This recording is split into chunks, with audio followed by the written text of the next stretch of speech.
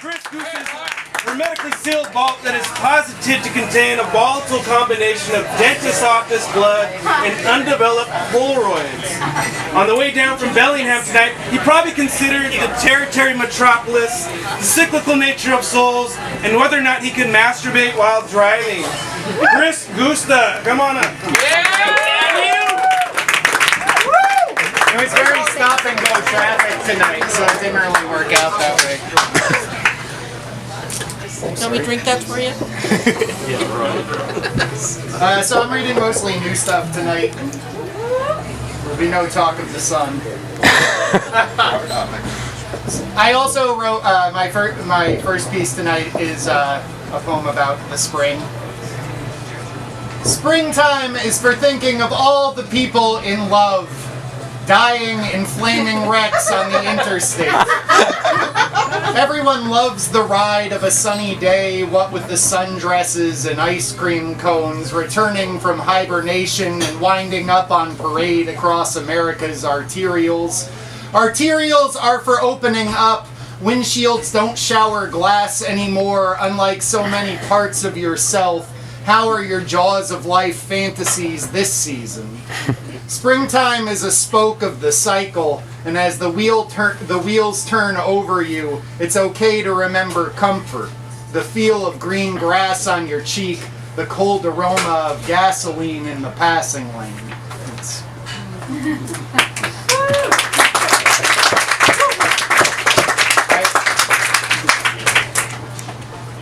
I'm becoming forgetful, putting the milk back in the wrong place, leaving my keys in the door. How much time can I unravel? How much meandering blood can I wash? Where is the thing that I squander? There has to be a place for my people. Maybe I'll be wandering the desert. Maybe I'll dance a jig and play the fiddle. I'll hold it in two hands. Someone from my past will show me how to set fires and dance until it comes back to me. Thanks.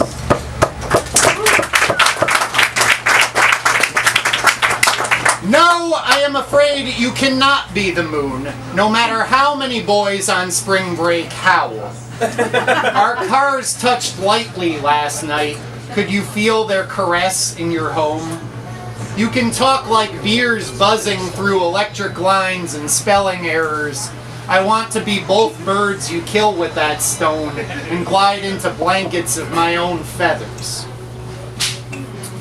Somewhere between now and now, we can eat all of the things that stain and drink the leftover wine turned vinegar and sleep on the floor before the sink. I could have learned to swim like open wrists in bathtubs once, but the small panics are duller now. They only last in photographs. We're blinking in and out around, and somewhere we are not on the inside because it is empty and because we are flying from trees like the fall.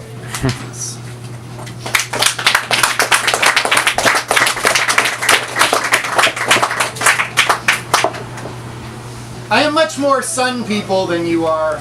I am also much more fog people. Your hand can cover your eyes getting out of bed at 1 p.m. You are left with so much to regret, like Canada. By the time these notes are assembled, the stomach pains are hopefully gone, but we will both be fat with forgiveness. Please take off your shoes before coming in. Clean the table when you leave. Pleasure is simpler than you let it be. There's no need. It's just easier this way. I swear I've met this guy's date before, but she says she's new and has scars all up and down her arms. I finally got back my pot from Canadian Thanksgiving. That night I'd fled from whatever, drank beers in a musty basement. I accidentally sent you an email. Please disregard. I'm looking into other things now. There's nothing to worry. It's when I realize where I am, the same building with a different woman. I feel fragments, but there's nothing you can do about a weekend evening. The next night, Eric and I eat bread from the garbage can, and it's the same thing. Your jacket in the wind looks untetherable, and there's no figuring out which direction. You might ask if I think the things done have been wrong, but you have no idea how hungry I've been. And without these last weeks, I am just going through these rusty handgun exercises. How can I go through these rusty handgun exercises? I don't want to write this down. Settling into a panoply of dead moons, nothing is sprouting. Though the butcher has been selling me shark tongues at a heavy discount.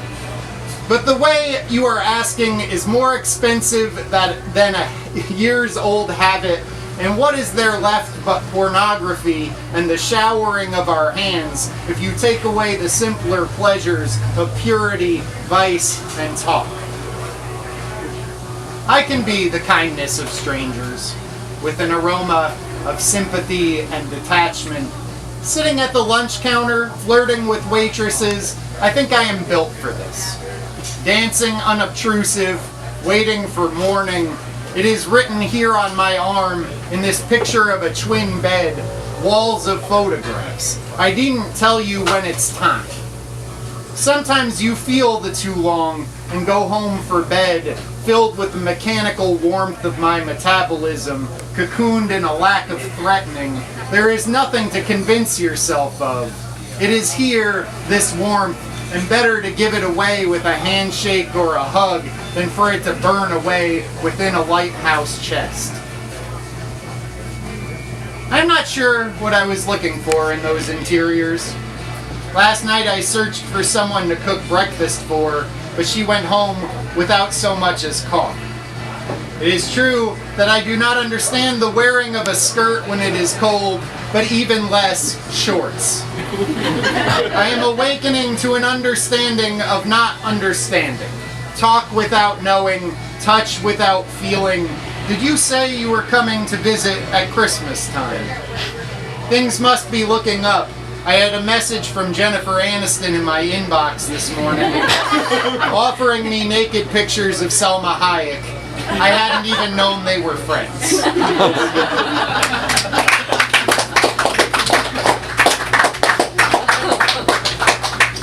The best way to avoid getting attacked by sharks is not to swim in the ocean.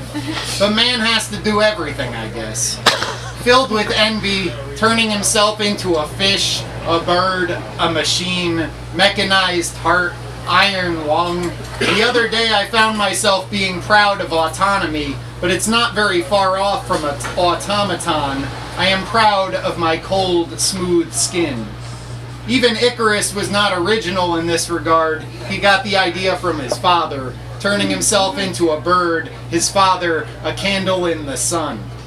By the end, he was turned into a pile of dirty laundry, in or out of the maze. Original is pretty much the one thing you can't become, Icarus. Try as you will, you're a slave to influence. If you're going to fly that way, then you better do it fast. And this is the last one I'm going to read tonight. It's called In Translation. It's my job.